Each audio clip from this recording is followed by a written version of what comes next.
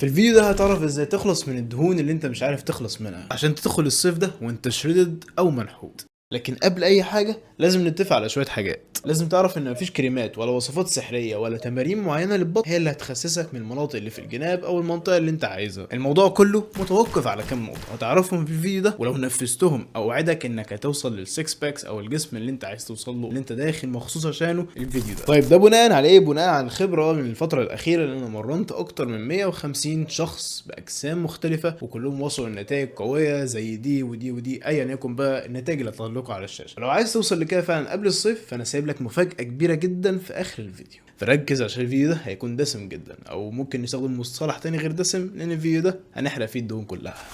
تخيل معايا دلوقتي ان جسمك عامل زي ازازه المايه ديت، وان المايه اللي جواها هي عباره عن الدهون اللي موجوده في جسمك. فدلوقتي انا قررت ان انا اهتم بصحتي، والدهون زي ما انت شايف بدات تنزل من الازازه، لكن اللي اكتشفناه ان الدهون بدات تنزل من فوق لتحت. حتى لو كنت خرمت الازازه من فوق شويه برضو كانت هتنزل من فوق لتحت. طيب ده معناه ايه؟ ده معناها ان انت مفيش حاجه اسمها انك تخس من منطقه معينه. يعني ما ينفعش مثلا ان انا اخسس الجناب قبل ما اخسس مثلا الدهون الموجوده في دراعي او الدهون الموجوده في وشي. بس عايز افاجئك واقول لك ان الكلام ده برضه غلط. يعني انت كده بتضحك علينا ولا ايه؟ طيب لا، انا عايز افهمك حاجه، ان المثل ده ممكن يكون فيه شيء من الصح لكن مش 100%. في الحقيقه الموضوع كله جيناتيكلي او معتمد على الجينات. الجينات هي اللي بتحدد انهي منطقه اللي بينزل منها الدهون الاول، ودايما كده المنطقه اللي انت مش عاجباك هي دايما بتبقى اخر منطقه بتنزل منها الدهون عندك، وده السبب اللي بيخلي ناس كتير تجيف اب بسرعه. فالحل الاول انك لازم تخسر الدهون من جسمك كله مش من منطقه معينه، والسر كله واللي اكيد انت عارفه ان انت المفروض تمشي على كالوري ديفيسيت. المفروض ان انت تاكل اقل من اللي جسمك محتاجه، وده اللي نفسي ان اي حد بيتفرج على الفيديو ده دلوقتي ان يفهم انه بيختلف من جسم للتاني، والموضوع ليه عوامل كتير، منها الطول، منها وزن عظمك ووزن جسمك، ومنها السن كمان. ففي عوامل كتير تفرق جسم عن جسم ولو حتى كانوا توأم. تاني حاجة وان تمرينك لازم يكون بشدة عالية، ده عشان يساعدك اكتر في الحرق وفي نفس الوقت تكسب عضل. ومبدئيا مفيش حاجه اسمها تحويل دهون لعضل. انا استغربت الفتره الاخيره في كتير بيقول لي الجمله دي، ازاي؟ مش عارف. طيب انا ليه هتمرن اصلا وليه لازم ابني عضل عشان اخس؟ لان احنا عايزين عضلات تاخد مكان الدهون اللي انت خسرتها عشان يكون شكل الجسم متناسق وما يكونش فيه اي ترهلات. تالت حاجه واللي انا هصدمك بيها دلوقتي، ان الزياده اللي انت شايفها دي مش عباره عن دهون بس، بل عباره عن ميه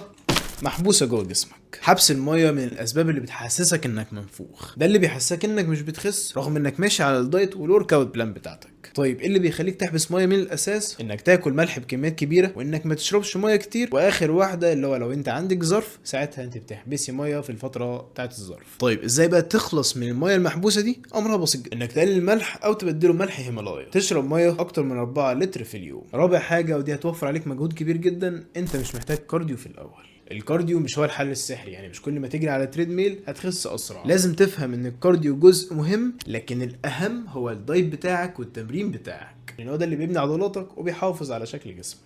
طيب احنا الحمد لله بقينا فاهمين ان الموضوع مش مجرد كريمات وتمارين معينة انك تخس، الموضوع اسهل من كده بكتير، لكن بنكتشف في الاخر ان احنا مش عارفين برضو نلتزم. انا فاهمك وعارف انك زهقت من شكل جسمك، وانك تطلع من بعد الشتاء شكل جسمك ما اتغيرش، بل يمكن كمان يكون زاد دهون اكتر. فانا عملت تحدي كبير يجمعنا كلنا، وهو الشريدنج ارك، وده عملناه من بعد ما نجحنا في تحدي رمضان. الهدف من التحدي ده انك في خلال 90 يوم بس توصل لشكل الجسم اللي فيه عروق واللي مليان عضلات واللي فيه 6 باكس، او بمعنى اخر ملخص لكل ده الفي تيبر شيب. التحدي هيبدا من يوم 10/4، وتقدر تسجل في التحدي لحد اخر شهر 4. فالحق مكانك لان هو الاول 100 شخص بس، عشان كلنا نركز مع بعض ونوصل لنتيجه قويه جدا. ابعت لي على التليجرام تريدنج عشان تاخد خصم 50%، ولو جبت واحد من صحابك فعديتك عليا بمناسبة عيد الفطر. قبل ما في الفيديو عايزك تفهم حاجة مهمة جدا، ان كل يوم بتروح فيه الجيم وكل وجبة صحية انت بتاكلها هي بمثابة وزن انت بتخسه. دايما كده في اي حاجة في حياتك اوعى تمشي ورا السهل لان عمره ما كان دايم، ولا تمشي ورا الصعب لانك عمرك ما هتلتزم بيه. شهر رمضان بس اللي فات في اكتر من كذا واحد كان عايز يخس، بس اللي فرق ده